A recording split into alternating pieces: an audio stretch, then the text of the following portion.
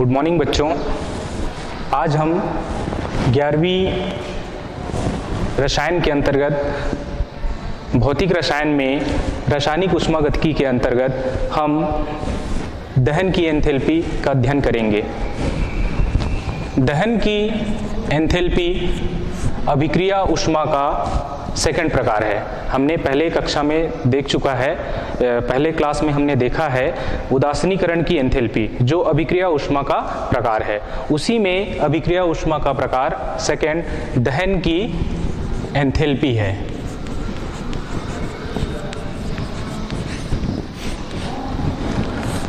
दहन की एंथैल्पी, दहन का मतलब जलना, एंथैल्पी का मतलब गरम करना होता है या पूर्ण ऊष्मा होती है। ठीक है, हमने पहले पढ़ चुका है। ठीक है जी। आइए दहन की एंथैल्पी के बारे में पढ़ें। तो ईंधन को हम दहन कराते हैं तो उसमें ऊष्मा निकलती है। ईंधनों को दहन से क्या निकलती है? ऊष्मा निकलती है, जो हमारे दैनिक जीवन में अत्यंत आवश्यक है। हम दैनिक जीवन में उपयोग करते हैं उसका। जैसे सिलेंडर, घर में खाना बनाते हैं, उस सिलेंडर की बात करें तो वहाँ क्या होती है? ऊष्मा निकलती है, ईंधन का दहन होता है। ईंधन क्या है?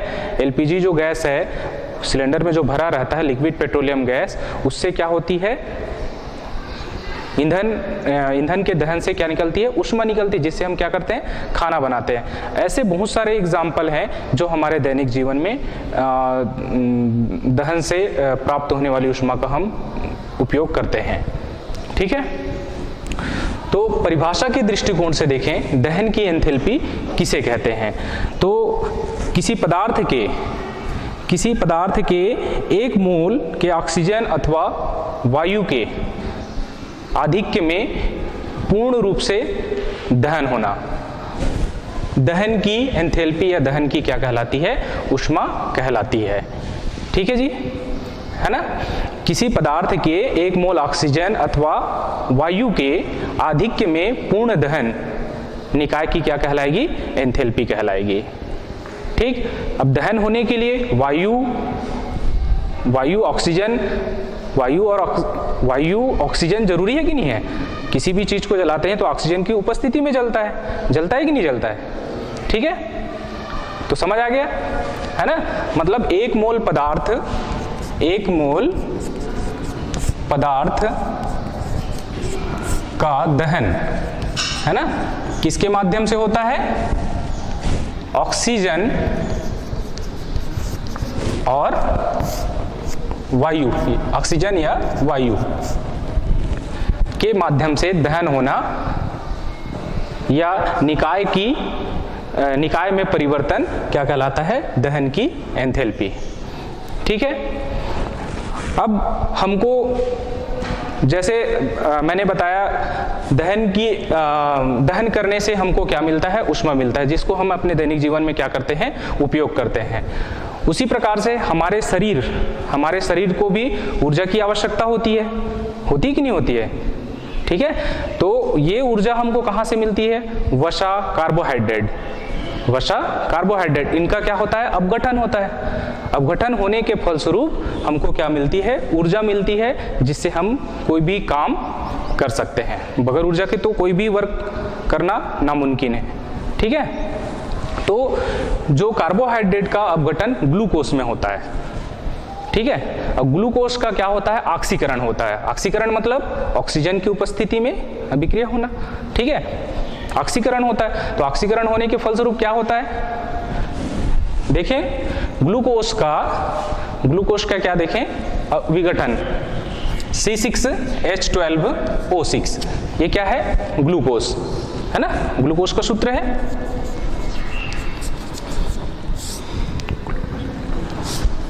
इसका विघटन होता है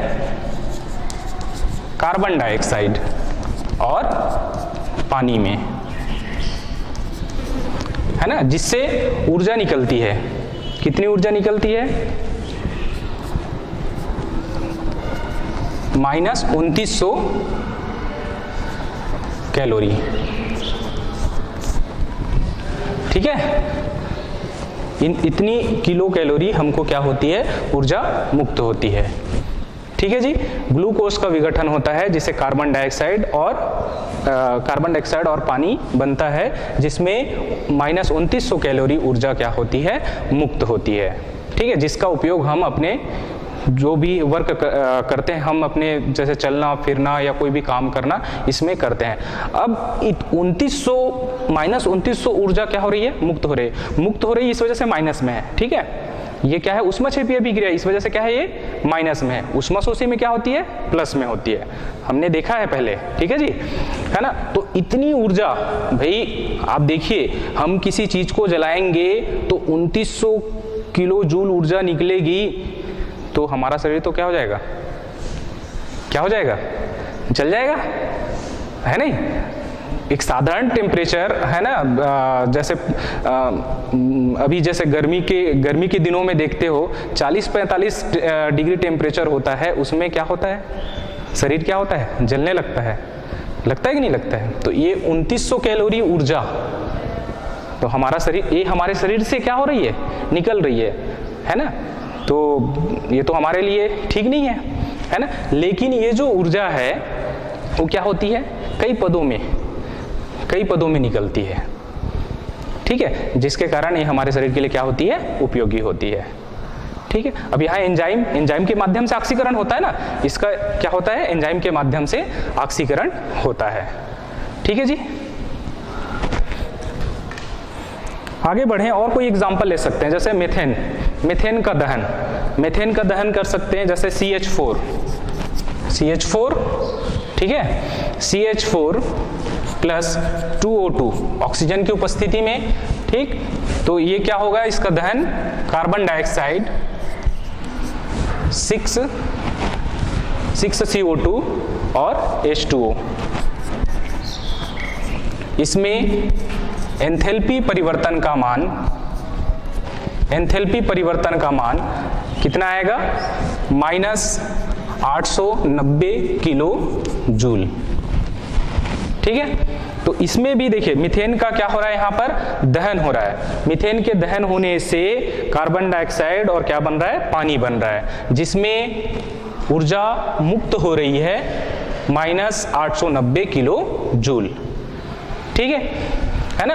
अर्थात कोई भी पदार्थ का हम दहन कराते हैं तो वहां से क्या होती है, ऊर्जा मुक्त होती है। ठीक, अब यहाँ से दहन की एंथैल्पी से न्यूमेरिकल क्वेश्चन आते हैं आपके एग्जाम के दृष्टिकोण से, और जब भी आप कोई एंट्रेंस एग्जाम दो, PMT PET जब आप दो, है ना, तो उसमें ये काम आता है और आपके एग्जाम के दृष्टिकोण से भी जरूरी है। ठीक है, तो न्यूमेरिकल क्वेश्चन देखते हैं इसके अंतर्गत। ये समझ आ गया।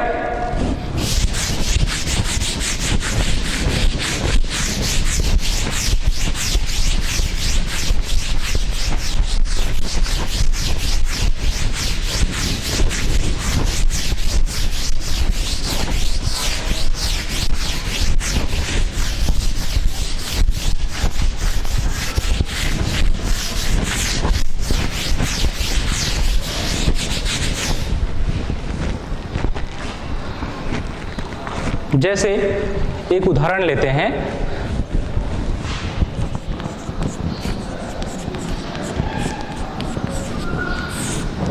खाना पकाने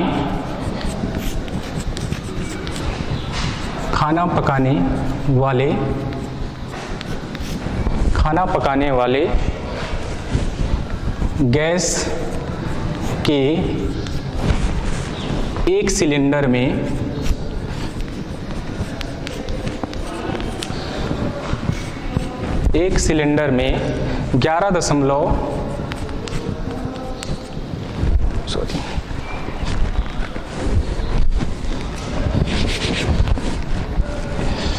11.2 किलोग्राम गैस भरी हुई है।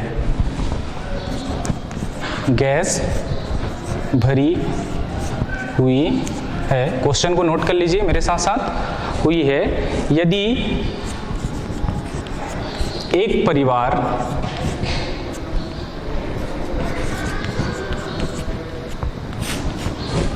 परिवार को भोजन पकाने के लिए भोजन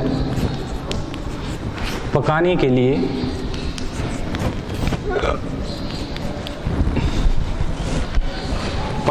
लिए लगभग प्रतिदिन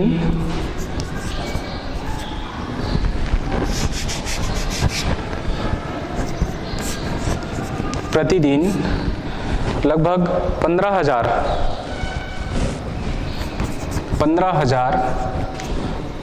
किलो जूल ऊर्जा की आवश्यकता होती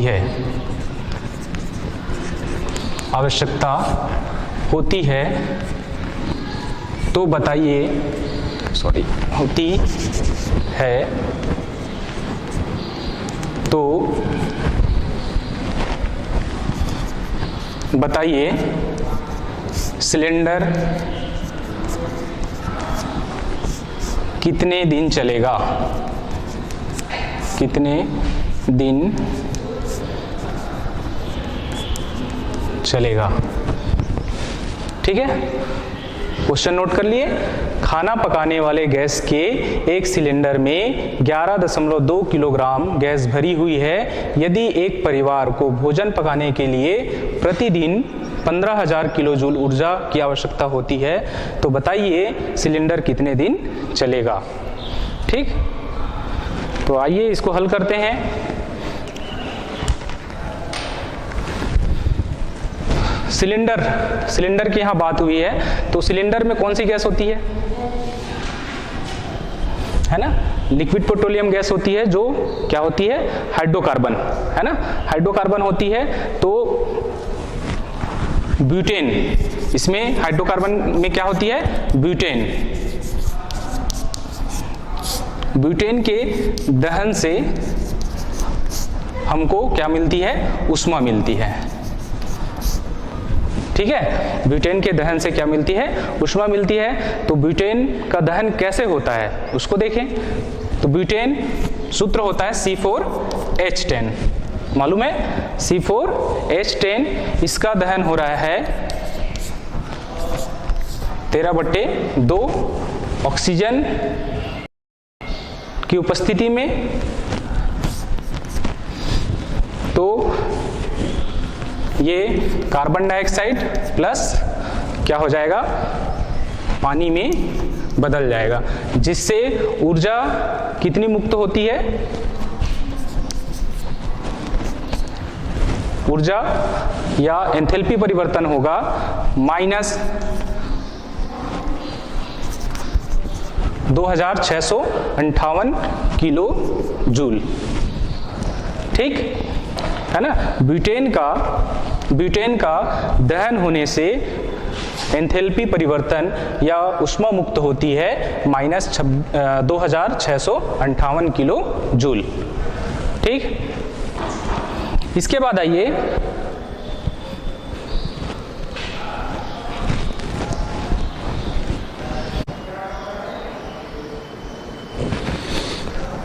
तो ब्यूटेन का दहन होने से कार्बन डाइऑक्साइड और पानी का निर्माण होता है, जिसमें 2658 किलो जूल ऊर्जा मुक्त होती है। ठीक है, इसमें ये पानी की जो मात्रा है वो 3 नहीं होगी, 5 होगी। ठीक, इसको हल करने के लिए हमको ब्यूटेन का आणविक द्रव्यमान निकालना पड़ेगा। ठीक है, तो हमको मालूम है ब्यूटेन का अणु सूत्र क्या होता है? ब्यूटेन का अणु सूत्र C4H10। इसका हमको आणविक द्रव्यमान निकालना है। तो आणविक द्रव्यमान बराबर क्या हो जाएगा? कार्बन का परमाणु द्रव्यमान होता है 12 से ये 4 भाग कार्बन है, उसका गुणा हो जाएगा। तो 12 × 4, कार्बन और हाइड्रोजन जुड़े हुए हैं, इस वजह से प्लस होगा। हाइड्रोजन का परमाणु द्रव्यमान एक मानेंगे, एक लेके चलते हैं क्योंकि 1.008 होता है, उसको एक मानते हैं, है ना। तो 1 से 10 का गुणा हो जाएगा 1 × 10। इसको हल करेंगे तो 12 चौक 48 प्लस 10 बराबर ये आता है 58, सॉरी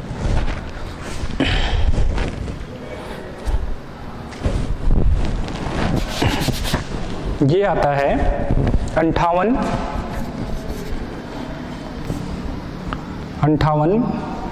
किलोग्राम ये आएगा। ठीक है, ठीक जी, है ना। इस तरह से हमने ब्यूटेन का क्या निकाला, आणविक द्रव्यमान। ठीक, आगे देखें।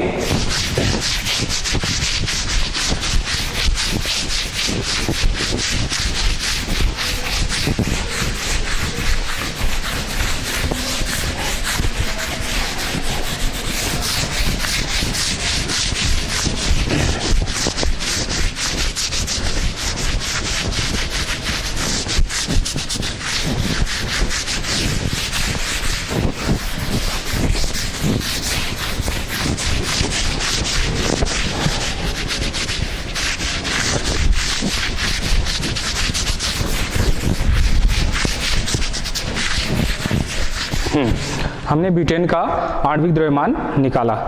इसके बाद हमने कितना निकाला, 58 किलोग्राम नहीं होगा, ग्राम होगा, सॉरी, है ना। किलोग्राम नहीं आता, ग्राम में आता है। ठीक है, तो 58 ग्राम होगा, उसको सुधार लेंगे। 58 ग्राम ब्यूटेन के दहन से 58 ग्राम ब्यूटेन के दहन से 2658 किलो जूल ऊष्मा क्या होती है, मुक्त होती है ना। 58 ग्राम ब्यूटेन के दहन से कितना, 2658 किलो जूल ऊर्जा क्या होती है, ऊष्मा मुक्त होती है।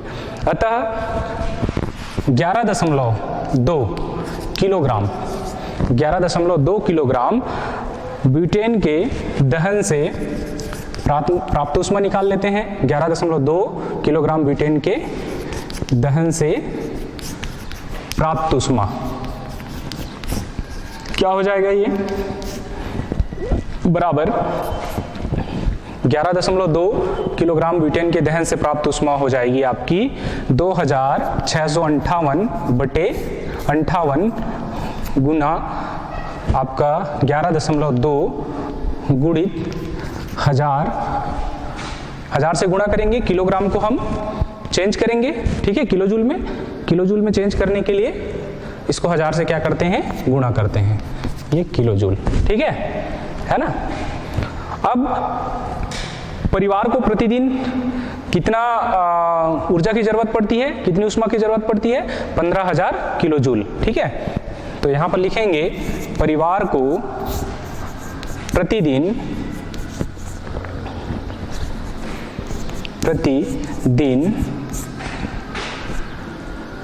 15,000 किलो जूल ऊर्जा की या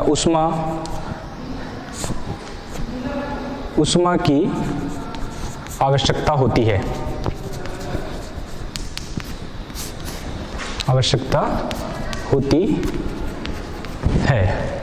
ठीक है, या जरूरत पड़ती है। ठीक, अतः 11.2 किलोग्राम ब्यूटेन, अतः 11.2 किलोग्राम ब्यूटेन से भरा सिलेंडर, ब्यूटेन से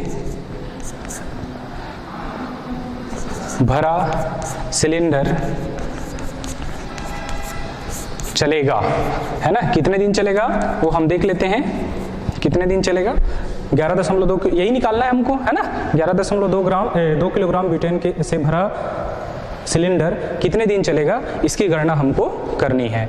तो क्या हो जाएगा, 2658/58 गुना 15,000 किलो जूल, है ना, इंटू आपका 11.2 इंटू 1000, 1000, ठीक है ना।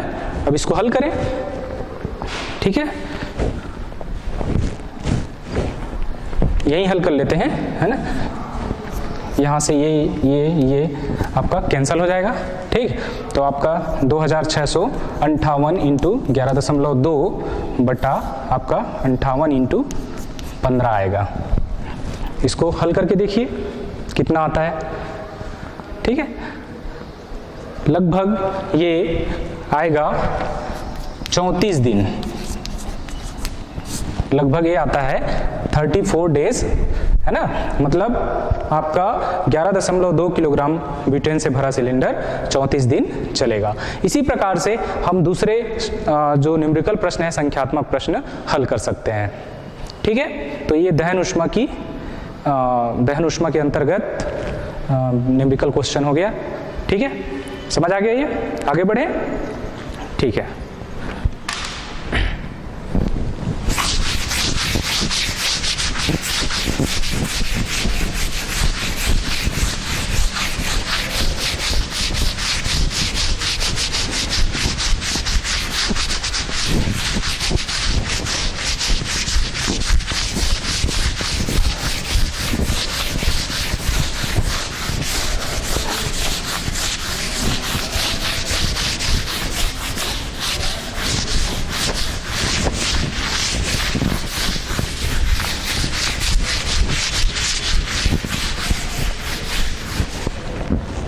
इसके बाद हम अभिक्रिया ऊष्मा का तीसरा प्रकार देखते हैं, संभवन की एंथैल्पी। तीसरा प्रकार है संभवन की एंथैल्पी, जिसको संभवन ऊष्मा भी कहा जाता है। संभवन की एंथैल्पी, जिसको संभवन ऊष्मा भी कहा जाता है, एंथैल्पी ऑफ फॉर्मेशन, ठीक है। तो सबसे पहले तो संभवन की एंथैल्पी क्या है उसको समझ लें। तो किसी पदार्थ की संभवन ऊष्मा वह एंथैल्पी परिवर्तन है, ठीक है।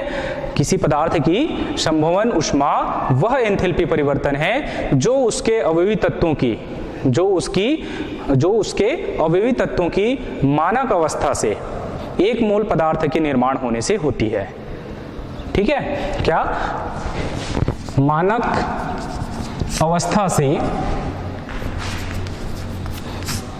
एक मोल पदार्थ निर्माण होने से होती है ना। एक मोल पदार्थ के निर्माण होने से होती है। अब मानक अवस्था किसे कहेंगे? मानक अवस्था है ना, मैंने पहले भी बताया था, जिसमें टेम्परेचर क्या हो, ताप 25 सेंटीग्रेड हो और एक वायुमंडलीय दाब हो, 1 एटम दाब या एक वायुमंडलीय क्या हो, दाब हो, ठीक है। ये मानक अवस्था कहलाता है, ठीक है जी। मानक अवस्था अर्थात हमने परिभाषा क्या दिया, किसी पदार्थ की संभवन ऊष्मा वह एंथैल्पी परिवर्तन है जो उसके अवयवी तत्वों, है ना। अवयवी तत्व का मतलब क्या होता है? अभिकारक से मतलब है जुड़ने, जो अभिक्रिया में भाग लेते हैं, है ना, उससे मतलब है अवयवी तत्वों का। उस अवयवी तत्वों की मानक अवस्था से एक मोल पदार्थ के निर्माण होने से होती है, ठीक है। जैसे अपन उदाहरण देखें, कार्बन डाइऑक्साइड, है ना, कार्बन डाइऑक्साइड की संभवन एंथैल्पी देखें तो जैसे कार्बन ग्रेफाइट, कार्बन ग्रेफाइट कहते हैं, है ना। तो इसको ऑक्सीजन के साथ अभिक्रिया कराते हैं तो क्या बनता है? कार्बन डाइऑक्साइड बनता है, ठीक है। क्या बनता है? कार्बन डाइऑक्साइड, अभी गैसेस स्टेट में रहेगा। इसमें एंथैल्पी का मान या ऊष्मा मुक्त होगी, एंथैल्पी परिवर्तन होगा -394 किलो जूल, ठीक है, पर मोल होती है, किलो जूल पर मोल होगी, ठीक। और एक उदाहरण ले सकते हैं, जैसे पानी, है ना, पानी का बनना, हाइड्रोजन और ऑक्सीजन का संयोग होने से क्या पानी का बनना, तो H2 plus half oxygen half O2, ये हो जाएगा H2 लिक्विड फॉर्म में आएगा, ये पानी है ना, एल फॉर्म में। ये तो क्या है, गैसियस है, गैसियस स्टेट में है, ठीक है जी। तो इसमें जो एंथैल्पी परिवर्तन या मुक्त ऊष्मा कितनी होती है, -286 किलो जूल, -286 किलो जूल होगी, ठीक। इतनी ऊष्मा क्या होगी, मुक्त होगी। तो समझ आ गया, संभवन की एंथैल्पी किसे कहते हैं, या संभवन ऊष्मा, है ना, किसे कहते हैं। ये आपके एग्जाम के दृष्टिकोण से बहुत ही इंपॉर्टेंट है। इसमें से न्यूमेरिकल क्वेश्चन हर साल आपके परीक्षा में पूछे जाते हैं, तो इनको ध्यान से समझिए क्या होता है। तो किसी पदार्थ की संभवन ऊष्मा वह एंथैल्पी परिवर्तन है जो उसके तत्वों की मानक अवस्था से एक मोल पदार्थ के निर्माण होने से होती है, ठीक, समझ आ गया, ठीक। इसमें हम आगे बढ़ें, संख्यात्मक प्रश्न देखते हैं इसमें।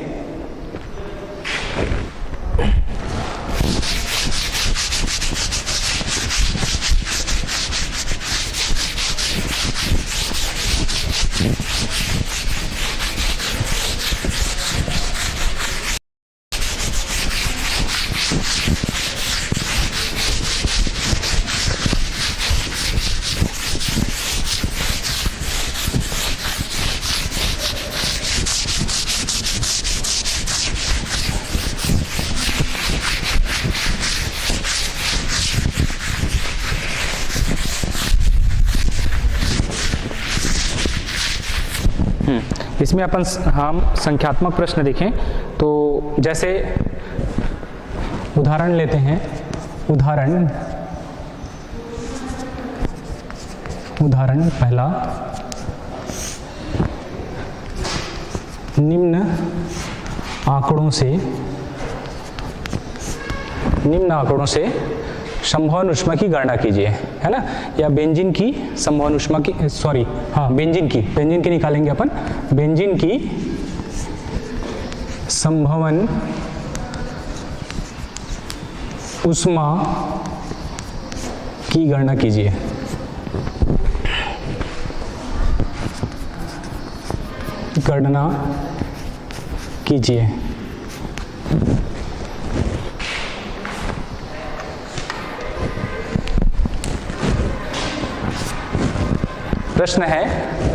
प्रश्न के अंतर्गत आएगा C+O2, ये आपको दिया रहेगा, है ना, C+O2 CO2, इसमें डेल H का मान आपका होगा -97 किलो कैलोरी, ठीक।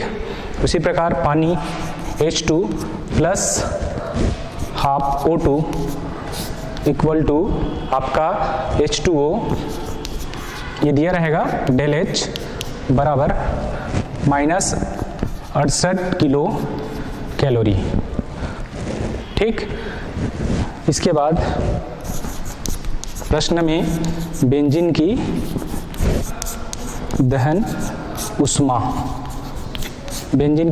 ऊष्मा दिया हुआ है -783 किलो कैलोरी, ठीक। ये आपको प्रश्न में मिलेगा, है ना, ठीक। क्या बोलता है प्रश्न, निम्न आंकड़ों में, ये हमें जोड़ लेंगे, निम्न आंकड़ों में से बेंजीन की संभवन ऊष्मा की गणना कीजिए, है ना, निम्न आंकड़ों में से बेंजीन की संभवन ऊष्मा की गणना कीजिए। यहाँ कार्बन डाइऑक्साइड का बनना, इसमें ऊष्मा जो मुक्त हो रही होती है -97 किलो कैलोरी, ठीक है। यहाँ पानी का बनना, इसमें जो ऊष्मा मुक्त हो रही है -68 किलो कैलोरी, और बेंजीन की दहन ऊष्मा दिया है -787 किलो कैलोरी, ठीक। इसको हल करें अब आगे, है ना, हल करें, हल। तो यहाँ पर बेंजीन की दहन ऊष्मा दिया है ना, बेंजीन की क्या दिया है, दहन ऊष्मा दिया है। तो समीकरण दिया है क्या, नहीं दिया, तो समीकरण को पहले लिख लेते हैं, ठीक है। बेंजीन की दहन समीकरण, बेंजीन की दहन समीकरण, बेंजीन की दहन समीकरण होगा क्या, बेंजीन का सूत्र होता है C6H6 प्लस, है ना, हम ऑक्सीजन की उपस्थिति में दहन करवाते हैं, तो ये 6CO2 प्लस आपका 3H2O में बदल जाता है। ठीक, यहाँ पर दिया है इसकी दहन उष्मा डेल एच का मान दिया हुआ है -787 किलो कैलोरी। ठीक, ठीक है, समझ आया ये। इसमें जो है एक चीज और याद रखेंगे, ये जो डेल एच मैं लिख रहा हूं है ना, संवहन उष्मा को डेल एच एफ से भी दर्शा सकते हैं ना, दर्शाते हैं। एफ ऐसा करके लिखते हैं डेल एच एफ, इसका मतलब क्या होगा, संवहन उष्मा है ना, संवहन की एंथैल्पी सभी जगह लिखा रहता है लगभग। हाँ, ये एफ डेल एच एफ, ठीक है, तो इसको बताना भूल गया था मैं, है ना। तो इसको याद रखेंगे कि संवहन की एंथैल्पी को किससे दर्शाते हैं, जो उसका मान लिखते हैं उसको डेल एच एफ से। ठीक, तो ये बेंजीन का दहन समीकरण, ठीक है, समझ आया ये बेंजीन का दहन समीकरण। आगे बढ़ें,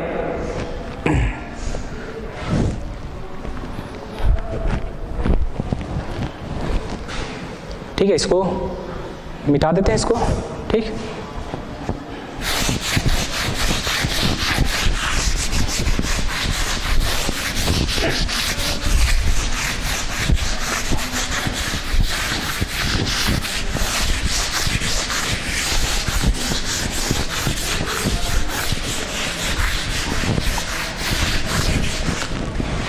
ये हल से आगे का है ना, हल जो हमने किया है ना, बेंजीन दहन उष्मा समीकरण लिखा हुआ है उसके आगे है ना, इसको फिर लिखना पड़ेगा, इस वजह से मैंने इसको नहीं मिटाया है ना। तो कार्बन डाइऑक्साइड, इसको फिर लिखेंगे एक बार दोनों समीकरण को और लिख लीजिए है ना, और इसको आप पहला समीकरण मानिए, इक्वेशन फर्स्ट मानिए, और इसको इक्वेशन क्या मानिए, सेकेंड। ठीक, इसको इक्वेशन हम फर्स्ट मानते हैं और इसको इक्वेशन क्या मानते हैं, सेकंड। एक बार और लिख लीजिए आप, इस समीकरण और इस समीकरण को लिख लीजिए।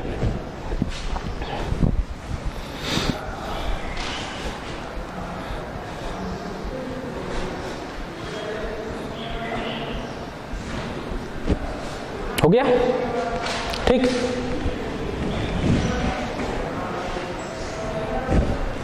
हाँ, अब आगे देखिए, हम समीकरण 1 को 6 से गुणा करेंगे, समीकरण 1 को 6 से गुणा करेंगे, ठीक, और समीकरण 2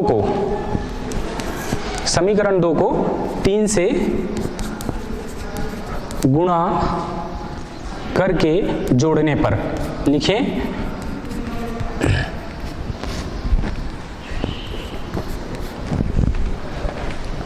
गुणा कीजिए समीकरण 1 को 6 से गुणा, पहले समीकरण 1 को कीजिए 6 से गुणा, है ना। तो ये क्या हो जाएगा, 6 carbon plus 6 O2 equal to, है ना, 6 CO2 होगा, ठीक है। और इसका मान डेल एच संवहन की एंथैल्पी का मान कितना आएगा, 6 से इसको गुणा कीजिए, 6 सत्ते 42, है ना, 6 सत्ते 42 होगा, और 9 6 का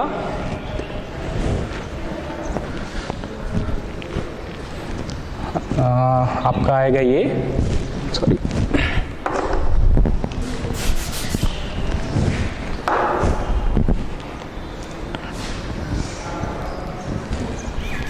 इसको गुणा कर लीजिए, 6 सत्ते 42 का 2, हासिल आया 4, 6 6 का 36, और 6 सत्ते 42, 6 48, ये 54 आएगा, है ना, 54 और ये 4 58, ये आपका 582 आएगा, ठीक है। तो यहाँ इसको लिख लीजिए -582 किलो कैलोरी, ठीक। इसके बाद आप इस समीकरण को 3 से गुणा कीजिए, है ना, 3 से गुणा करेंगे तो 3 का गुणा 2 के साथ भी होगा, है ना, ठीक है। तो अपन तो पहले ऐसी 3 से 3 करके पहले लिख लेते हैं, तो 3H2 प्लस ये एक ऊपर वाले के साथ गुणा होगा, 3/2 हो जाएगा, O2 और ये 3H2O, ठीक। डेल एच एफ इसका आएगा 3 से गुणा कीजिए, 8 तिया 24, 24 का 4, हासिल आया 2, और 6 त्रिक 18, 18 और 2 20, है ना, ये 204 माइनस किलो कैलोरी। ठीक, गुणा कर लिए। अब गुणा करने के बाद इसको हम जोड़ेंगे।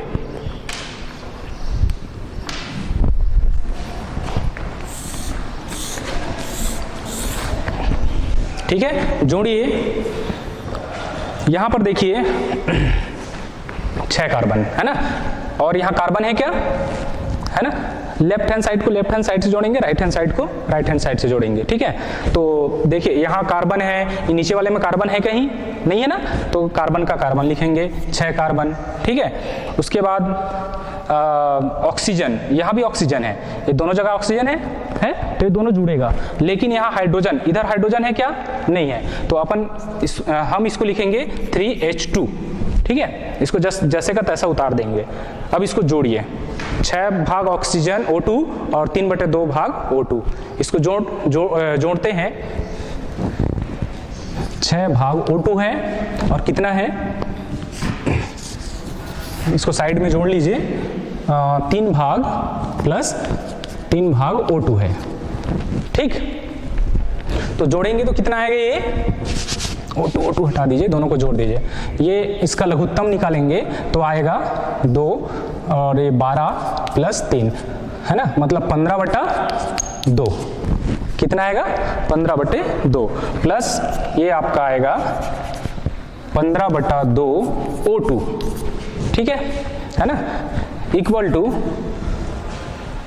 इसमें कार्बन डाइऑक्साइड है, नीचे कार्बन डाइऑक्साइड है क्या, नहीं है ना, तो इसको ये हो जाएगा 6CO2 प्लस 3H2O, है ना, और ऊपर भी H2O नहीं है तो जैसे का तैसा उतार देंगे इसको।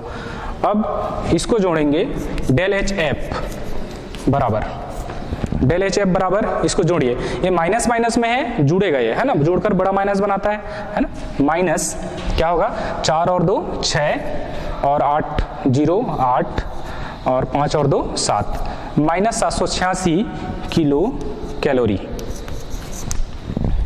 ठीक, हमने क्या किया, समीकरण 1 को 6 से गुणा किया और समीकरण 2 को 3 से गुणा करके जोड़े। यहां पर 6 से गुणा और 3 से गुणा क्यों किए, ये भी बात आती है ना, क्योंकि बेंजीन का सूत्र क्या होता है, C6H6। ठीक है, इस वजह से इस कार्बन को 6, ये वाला जो कार्बन है ना, इसको 6 भाग बनाने के लिए अपन क्या किए, 6 से गुणा किए। और इसको देखिए, आपका ये जो है ऑटोमेटिक क्या है, 2 तो यहाँ पहले से है, इस वजह से इसको क्या किए, 3 से मल्टीप्लाई किए। समझ में आया बात, क्योंकि ये समझ आ गया ना। वैसे ही आपका जैसे कार्बन डाइसल्फाइड है ना, जैसे आप और अदर एग्जांपल देखेंगे, कार्बन डाइसल्फाइड बोले तो 2 से गुणा होगा। ठीक जी, ठीक, यहां तक समझ आ गया है ना। अब हम क्या करेंगे, इस समीकरण में, है ना, जो बेंजीन का दहन समीकरण है उसको क्या कर देंगे, घटा देंगे। ठीक, ऊपर लिखते हैं इसको,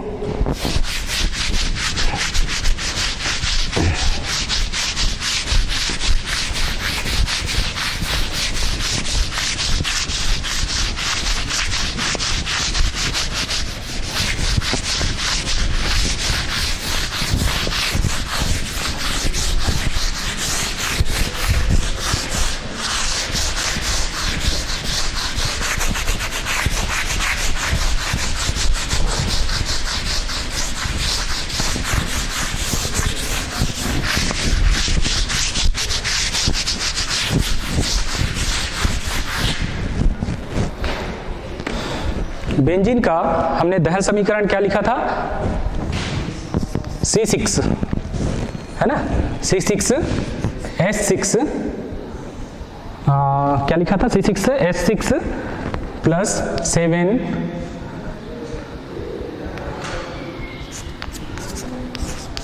लिखा था, है ना, सुधार लेंगे उसमें, है ना, हम वहाँ पर मिस्टेक किए थे, वहाँ पर सुधार लेंगे। यहाँ पर होगा ऑक्सीजन की जो मात्रा होगी वो होगी कितनी, 7, 7 सही 1/2, मतलब वही लगभग कितना आएगा, 7 दूनी 14 1 15, 15/2 कर लेंगे। ठीक है, 15/2 कर लेंगे, या तो 7 सही 1/2, यहाँ पर सुधार लेंगे, हमने मिस्टेक किया था। ठीक है, ठीक जी, सुधार लिए। आगे बढ़ें तो 6CO2 प्लस आपका 6CO2 और ये था 3H2O, और वहाँ पर डेल एच एफ ऊष्मा जो मुक्त हुई थी वो -783 किलो कैलोरी। ठीक, बेंजीन का दहन समीकरण ये था, है ना, यहाँ पर मिस्टेक था, उसको सुधार लेंगे आप, मिस्टेक था। ठीक है, अब हमारे पास जो समीकरण क्या आया, ये जो समीकरण है ये हमारे पास आया हुआ है। इसके साथ क्या करेंगे, इसको क्या करेंगे, घटाएंगे। ठीक है, इसको क्या करेंगे, घटाएंगे। तो लिख लेंगे, इसको लिख लीजिए 3H2 प्लस 15/2 O2 इक्वल आपका 6 कार्बन डाइऑक्साइड प्लस 3H2O, और डेल एच एफ का मान यहाँ आया हुआ है -786 किलो कैलोरी।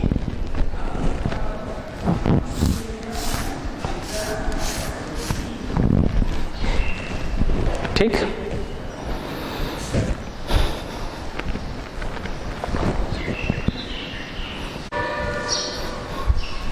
ठीक है, यहां तक हो गया, है ना। ये दोनों को घटाने पर, है ना, बेंजीन का दहन ऊष्मा समीकरण है ना, ये दोनों को अपन क्या कर रहे हैं, घटा रहे हैं। यहाँ पर लिख लीजिए घटाने पर। ठीक, अब बेंजीन की जो दहन ऊष्मा समीकरण है उसको समीकरण 3 भी मान सकते हो, है ना, जैसे हमने पहला दूसरा मान के चला कि नहीं चला, है ना। तो बेंजीन की दहन ऊष्मा समीकरण को आप 3 मान लीजिए। 3 में ये जो आया समीकरण, हम फर्स्ट समीकरण और दूसरा समीकरण को जोड़ने के बाद जो समीकरण आया, इसको हम 4 मान ले यदि, है ना, तो 3 में 4 को क्या करने पर, घटाने पर। ठीक है, ऐसा भी आप लिख सकते हो। ठीक जी, तो घटाइए, चलिए घटाएंगे तो ये क्या आएगा, यहाँ से ये 7 दूनी 14 और 1 15, ये 15/2 होगा ना। इस सही बट्टा को आप तोड़ोगे तो क्या होगा, 15/2। तो घटाएंगे तो दोनों, ये दोनों आपस में कैंसिल हो जाएगा, होगा, इधर से ये भी कैंसिल हो जाएगा, ये है ना। यहाँ कार्बन डाइऑक्साइड 6 भाग, यहाँ कार्बन डाइऑक्साइड 6 भाग, 3 भाग पानी, 3 भाग पानी। ठीक है, कैंसिल हो जाएगा। तो बचा क्या आपके पास, उसको लिखिए 6 भाग कार्बन प्लस 3 भाग H2। ठीक, और ये दोनों को, है ना, दोनों के अभिक्रिया होने पर क्या बनता है, बेंजीन बनता है ना। ठीक है, बेंजीन बनता है कि नहीं बनता है भाई, कार्बन और हाइड्रोजन के योग से क्या बनता है, बेंजीन, दोनों की अभिक्रिया कराने से कार्बन और हाइड्रोजन C6H6। अब इनके जो संभवन एंथैल्पी जो है, जैसे इसका -783 KCl है और ये -786 KCl है, दोनों को क्या कर देंगे, घटा देंगे। तो घटाने पर क्या आएगा, घटाइए, है ना, जनरली इसको ऊपर लिखना था 786 और 783, है ना, आगे पीछे कर दिया अपन, चलेगा वो। 6 में 3 गया 3, है ना, 8 में 0 और ये कट जाएगा। ठीक,